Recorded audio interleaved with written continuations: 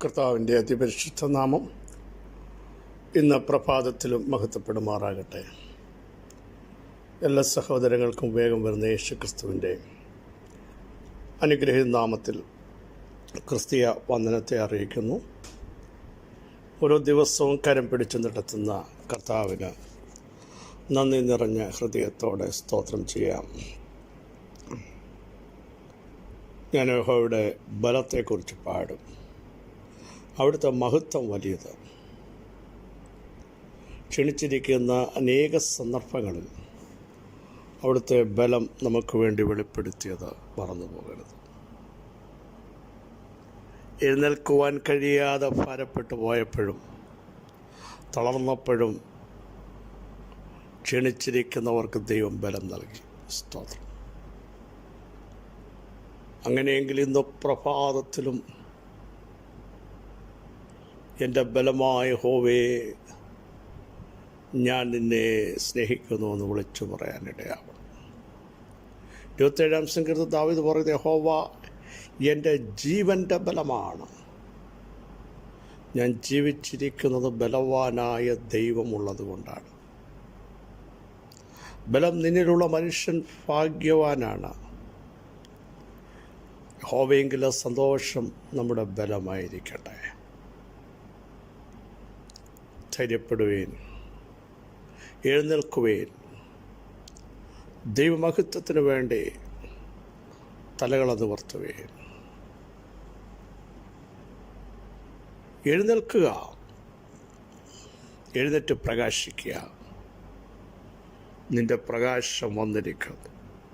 അന്ധകാരം ഭൂമിയെയും കുരുട്ട ജാതികളെ മൂടുമ്പോൾ യഹോവയുടെ തേജസ് ഉദിച്ച വ്യക്തികൾ ഇനി എഴുന്നേറ്റേ മതിയാകുകയുള്ളൂ.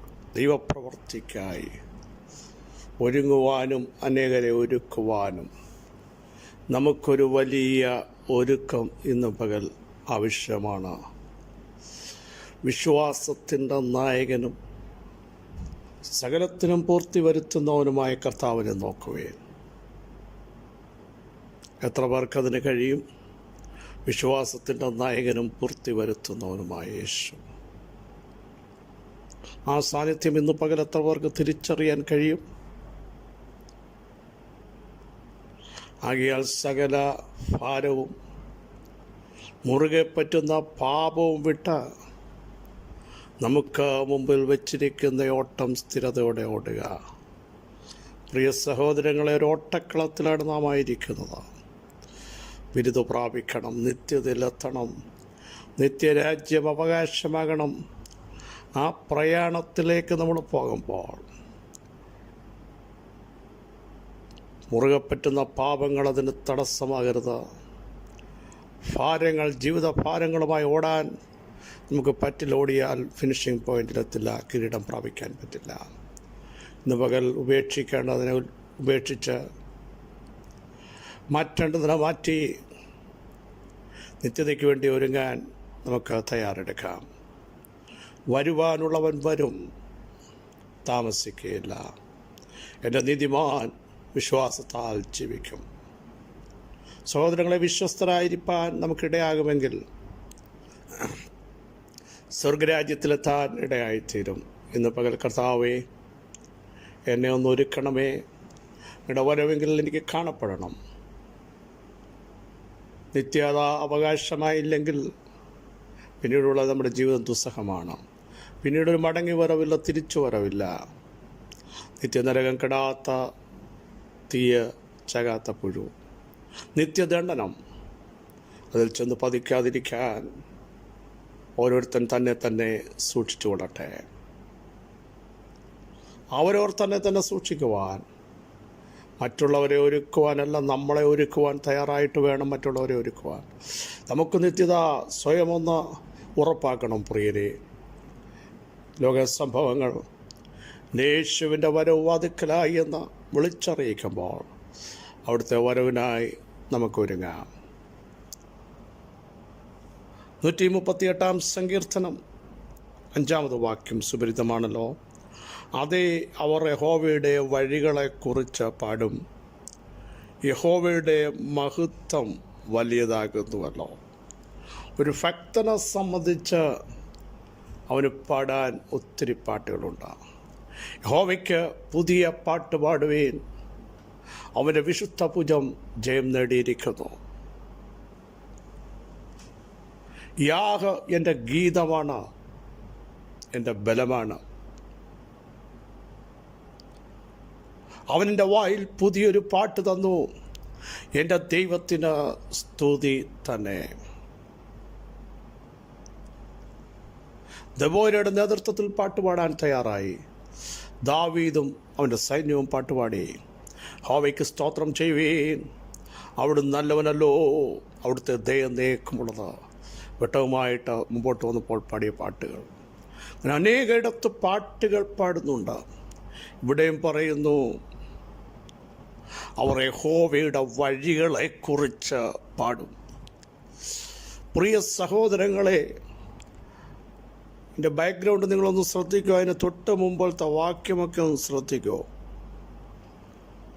താഴോട്ടുള്ള വാക്യങ്ങളും ഒക്കെ ശ്രദ്ധേയമാണ്. കഷ്ടതയുടെ നടുവിൽ നടക്കുമ്പോൾ, വഴി കാണാതിരിക്കുമ്പോൾ, എന്തായിത്തീരുമെന്ന് ചിന്തിക്കുമ്പോൾ, അടുത്ത സ്റ്റെപ്പ് എന്താ, ഞാൻ എവിടെ നിൽക്കണം, എവിടേക്ക് പോകണം?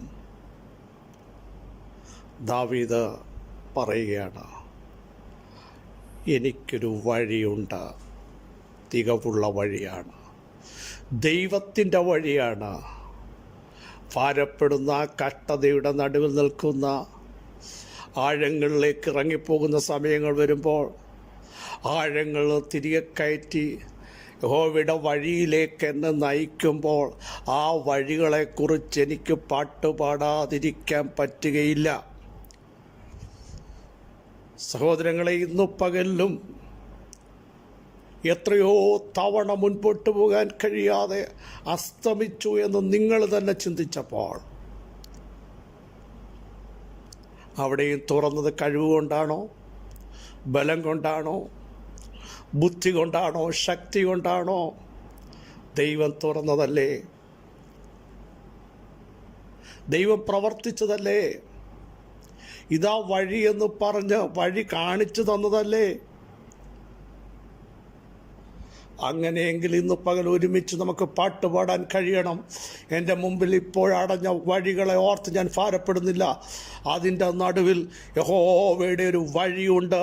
ചുഴലിക്കാറ്റിൽ വെളിപ്പെടുന്ന വഴി, കൊടുങ്കാറ്റിൽ വെളിപ്പെടുന്ന വഴി, സമുദ്രത്തിനകത്ത് വെളിപ്പെടുന്ന വഴി, അതിനെക്കുറിച്ച് ഞാൻ പാട്ടുപാടും. കുഴഞ്ഞ ചേറ്റിൽ വീണ്ടും താണുപോയപ്പോൾ ബലമുള്ള കൈകൊണ്ടെന്നെ പിടിച്ച് പാറമേൽ നിർത്തി എൻ്റെ വഴികളെ സ്ഥിരമാക്കിയ ഒരു ദൈവമുണ്ട്. ആ വഴികളെക്കുറിച്ച് എനിക്ക് പാടാതിരിക്കാൻ പറ്റുകയില്ല. ധൈര്യത്തോടെ ഇന്ന് പകൽ എത്ര പേർക്ക് ആനന്ദത്തിൻ്റെ പാട്ടുകൾ പാടാൻ, സന്തോഷത്തിൻ്റെ പാട്ടുകൾ പാടാൻ, ദൈവമൊരുക്കിയ ശ്രേഷ്ഠതയുടെ പാട്ടുകൾ പാടുവാൻ കഴിയുന്നവർ സ്തോത്രം ചെയ്താട്ട. ഇന്ന് പകലിലും ചിലത് തുറക്കാൻ, ചിലത് വെളിപ്പെടുത്താൻ, ചില ഗൈഡൻസ് നൽകാൻ, അറച്ചു നിൽക്കുന്ന ചില വിഷയങ്ങളുടെ മേൽ ദൈവത്തിൻ്റെ വഴി വെളിപ്പെടുത്താൻ അവിടത്തേക്ക് കഴിയും. വെളിപ്പെടുത്തുമ്പോൾ നന്ദി നിറഞ്ഞ ഹൃദയത്തോടെ ദൈവത്തിന് പാട്ടുപാടാൻ ദൈവമക്കൾ തയ്യാറാകണമേ. ദൈവത്തിന് പുതിയ പാട്ടുപാടാൻ തയ്യാറാകുമ്പോൾ ദൈവം നമ്മൾ സന്തോഷിക്കും. ദാവീദിന് പറയാനുള്ളത്, ദൈവമേ, അങ്ങയുടെ വഴി വിശുദ്ധമാണ്, അങ്ങയുടെ വഴി തികവുള്ളതാണ്, അത് കുറവ് തീർന്നതാണ്. ഹല്ലേലൂയ. ഇന്ന് പകൽ നമ്മുടെ വഴികളൊക്കെ പരാജയപ്പെട്ടപ്പോൾ, വഴികളൊക്കെ അടഞ്ഞപ്പോൾ, ആർക്കും തുറക്കാൻ പറ്റാത്ത ഇടത്ത് ദൈവത്തിന് ചിലത് തുറക്കേണ്ടതുണ്ട്. അത് വിശുദ്ധ വഴിയാണ്.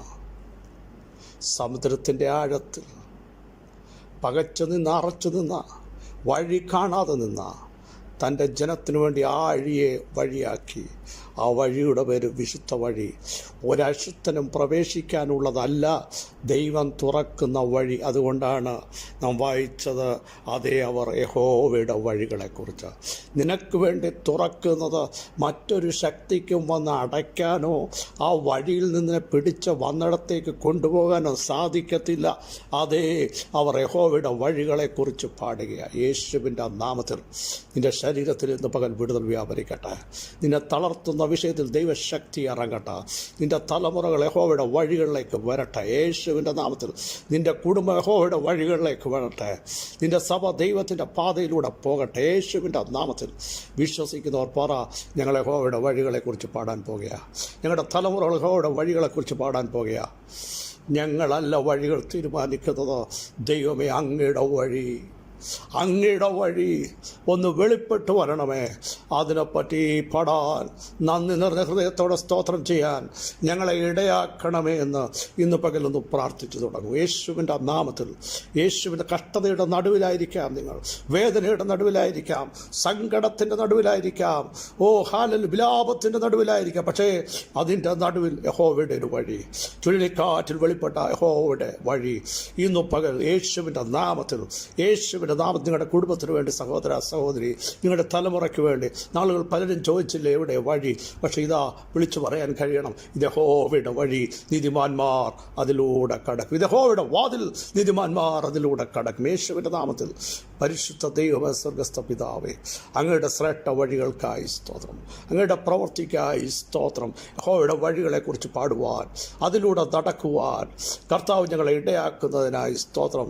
തികവുള്ള വഴി, കുറവ് തീർന്ന വഴി, ഹല്ലേലൂയ, ഇന്ന് പകലും വെളിപ്പെടുത്തുന്ന വഴി ഞങ്ങൾക്കും ഞങ്ങളുടെ കുടുംബത്തിനും വേണ്ടി, ഞങ്ങളുടെ തലമുറകൾക്ക് വേണ്ടി അവിടുന്ന് വെളിപ്പെടുത്തിയിരിക്കാൻ സ്തോത്രം. ഈ വഴിയിലൂടെ അങ്ങ് വീണ്ടും ഞങ്ങളെ ശക്തിയോടെ നടത്തും.